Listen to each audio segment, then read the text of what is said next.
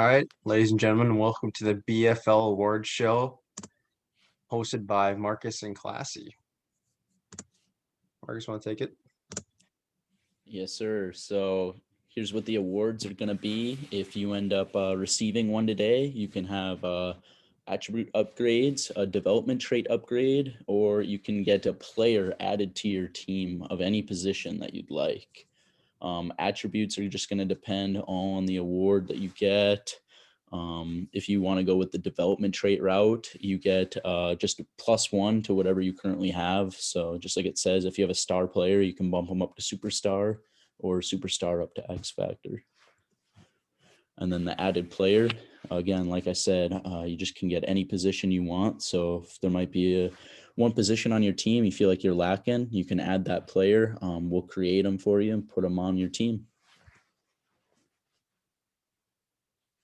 And then last little bit there, you only get one award. So you won't see anyone on here doubled up. You might see a certain award where it shows two different players, but only one person's getting an award for that. So keep that in mind. All right, so the first award, we got the best individual performance, and that is going to go to Jalen Hurts or Chance. In week 11, he played the Cowboys, also Joey. He went 17 for 24 with 676 passing yards, 11 touchdowns, 2 interceptions, and then 10 rushing yards. I know it cuts off at the end there, but so he did a really good game. He scored triple digits actually in that game. So some honorable mentions. We have Jake Luton, myself, week 15 versus the Saints, Brown. I went 22 for 28 with 511 passing yards, 10 touchdowns, and 3 interceptions. Another honorable mention is Carson Wentz, Marcus. In week 4, he played the Saints, also Brown. You're going to see a lot of Brown slander in this video, by the way. Marcus went 19 for 29 with 573 passing yards, 8 touchdowns, 4 interceptions, and added 14 rushing yards. And on to the next award. All right, so we have the game of the year. This was a ridiculous game played by two of the better players in the league. It's going to be Josh and Chance. Had a 55 to 52 game, came down to a 50-yard field goal, game winner by Chance. And we actually have the clip here for you, as you can see, and we're going to play it right now.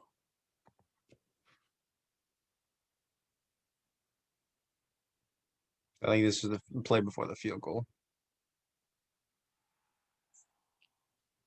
Gets into field goal position just in time. He's going to call his timeout. 50-yarder. And I assume he's going to get iced here, Classy. Yeah, I think so.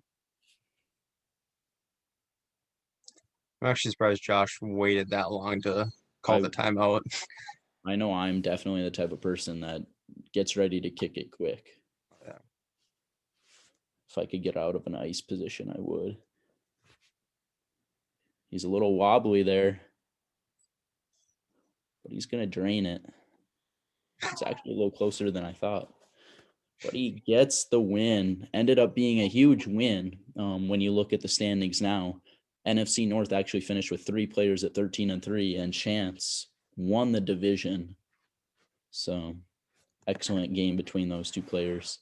And then we have an honorable mention here. It's going to be Reese versus Bryant. This was close. It was a tough one to choose between, honestly. And this one gets the honorable mention. Came down to the 3-point game, and Bryant had a game-winning 80-yard passing touchdown.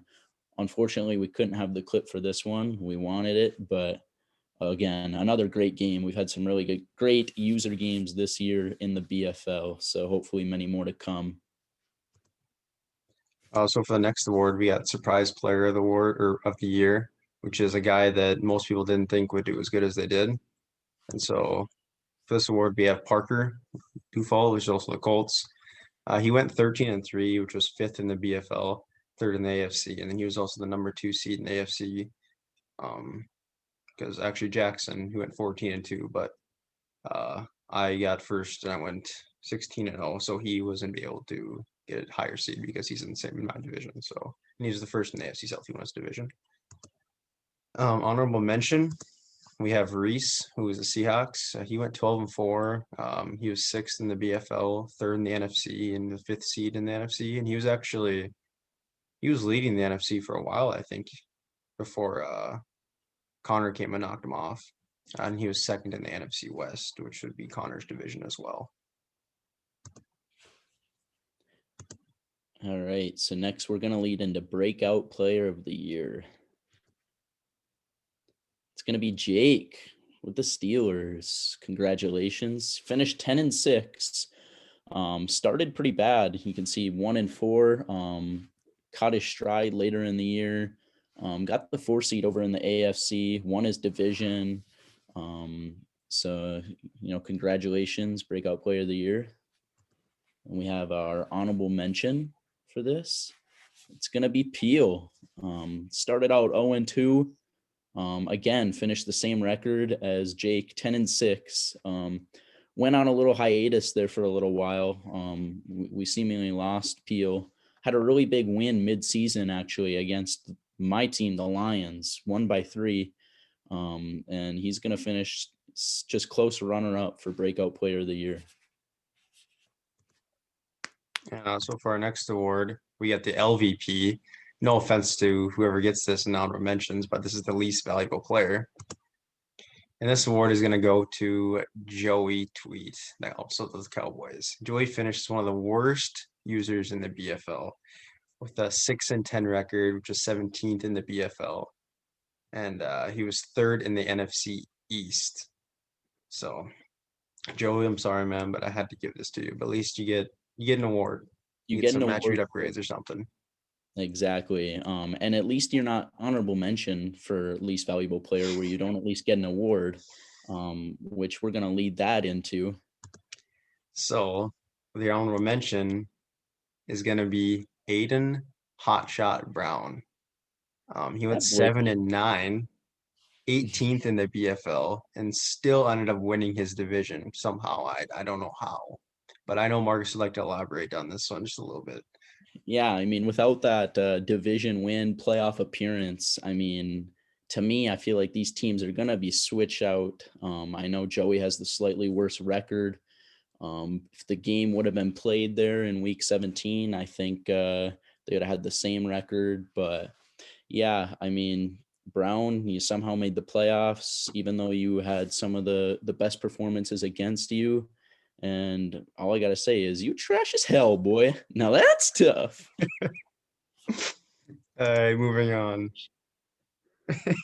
All right. So here we got the defensive MVP. It's going to go to Connor. Connor actually played really well this year as a user. He gave up the least number of points, only 235. I'm not sure what the next amount would be, Classy, if you happen to know. It's in the honorable mention, so okay, well, we'll find out really soon here. Had Levante David, kind of known as a BFL legend. That's very true. He finished as the linebacker of the year in the NFC. Had 22 picks, 7 touchdowns, only gave up 157 total points to users, which, I mean, if you think about it, he probably had 8 user games or so. That's a pretty good stat right there. That's less than 20 points a game. Honorable mention then, it's going to come to Jackson.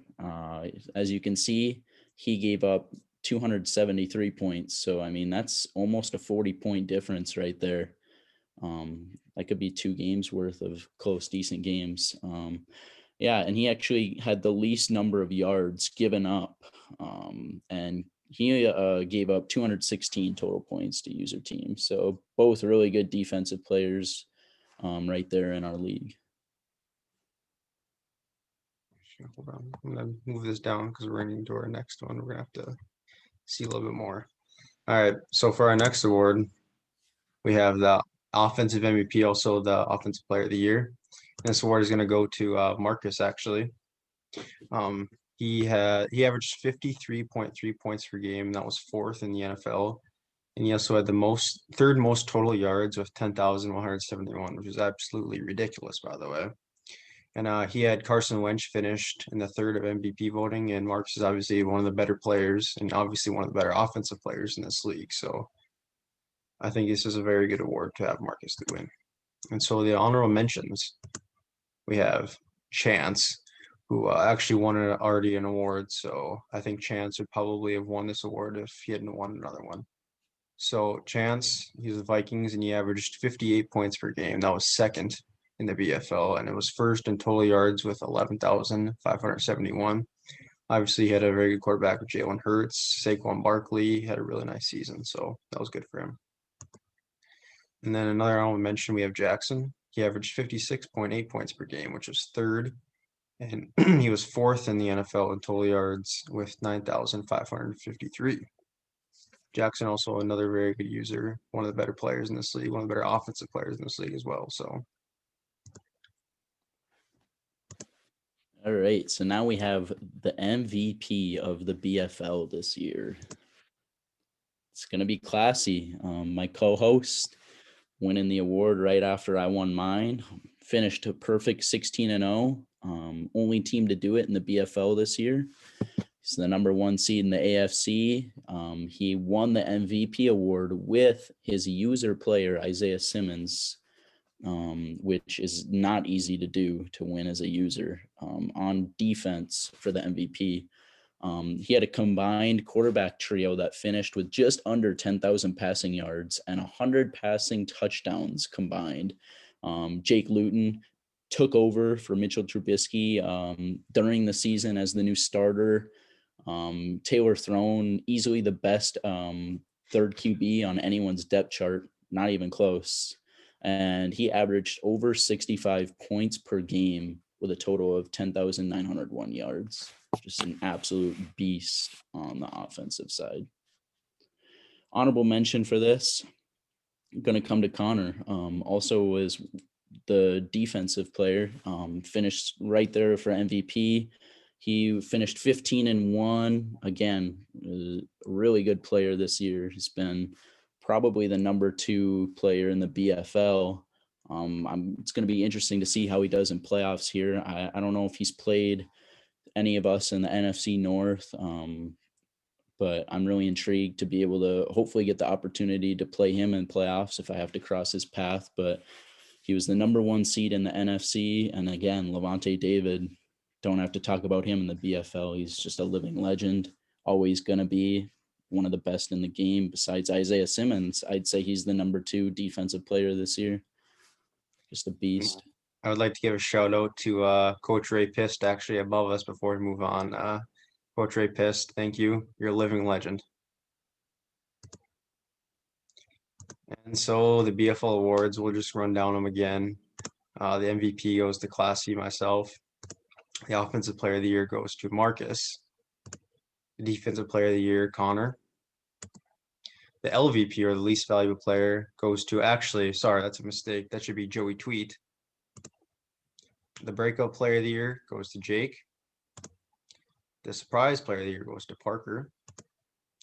The game of the year goes to Josh and Chance. And for that one, Josh is only going to get the points or the dev trait because Chance already won an award, and that was his individual performance of the year award with Jalen Hurts. And so that will conclude our BFL Awards show. Marcus, do you have anything to say before we go?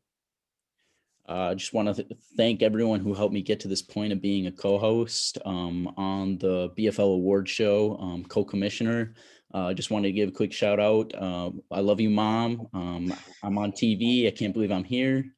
Thank you all. I'm so blessed. Thank you, Marcus.